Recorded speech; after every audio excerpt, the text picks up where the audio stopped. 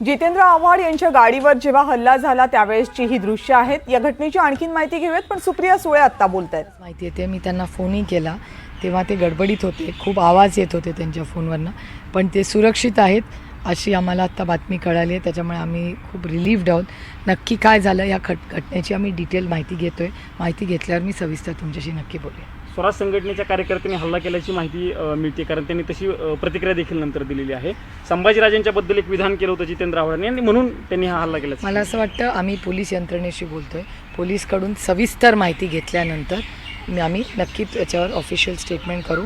पण जी घटना झाली दुर्दैवी झाली, कशी झाली, काय झाली याची माहिती आम्ही अजून घेतोय। ताई, जी माहिती मिळते त्या माहितीनुसार जितेंद्र आव्हाडांसोबत पोलिसांची देखील गाडी होती, मात्र पोलीस खाली उतरले नाहीत अशा पद्धतीची देखील एक चर्चा सुरू झालेली आहे। हो, असंही जितेंद्र आव्हाडांच्या बोलण्यातून जेव्हा आमचा कॉन्टॅक्ट झाला आलं की ते मदत मागत होते आणि त्यांना मदत केलीच नाही कुठली। त्यामुळे हे अतिशय चिंताजनक आहे, कारण तुम्ही सारखंच बघताय महाराष्ट्रामध्ये क्राईम वाढलेला आहे। आणि हा माझा डेटा नाही, मी सातत्याने म्हणते की केंद्र सरकार आणि महाराष्ट्र सरकार एकाच विचाराचं आहे।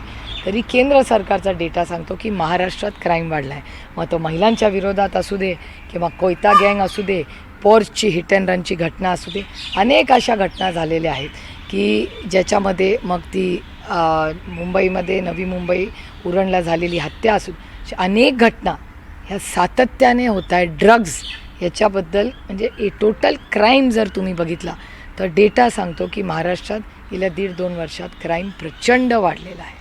आता ही वैचारिक लढाई इथून मग आपण बघितलं तर विचारांची लढाई विचारांनी व्हायची, पण आता कुठंतरी ही लढाई सोडून वेगळी लढाई सुरू झाल्याचं बघायला, मुद्द्यावरती आल्याचं बघायला मिळतं। जितेंद्र आव्हाड असतील किंवा राष्ट्रवादी काँग्रेस अजितदादांसोबतचे आमदार अमोल मिटकरी असतील यांच्या गाडीवरती हल्ला असेल, पक्ष कुठलाही असो पण ही अगदी बरोबर आहे। जी अमोल मिटकरींवरच्या गाडीवर जो हल्ला झाला अतिशय चुकीचा झाला।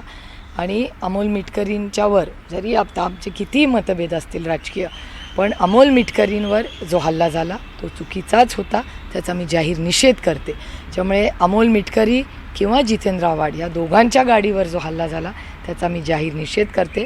आणि ह्या सुसंस्कृत महाराष्ट्र आहे, हा छत्रपतींचा महाराष्ट्र आहे, शाहू फुले आंबेडकरांचा महाराष्ट्र आहे, हा कैलासवासी यशवंतराव चव्हाणांचा महाराष्ट्र आहे। त्याच्यात अशा कधीच घटना झाली, दुर्दैव आहे की महाराष्ट्रात क्राईम वाढलेला आहे। आणि हाही सगळा म्हणजे हा जो प्रकार मला अजूनही खूप वेदना होतात हे बोलताना, की मला आठवतं आहे देवेंद्रजींचं भाषण, देवेंद्रजी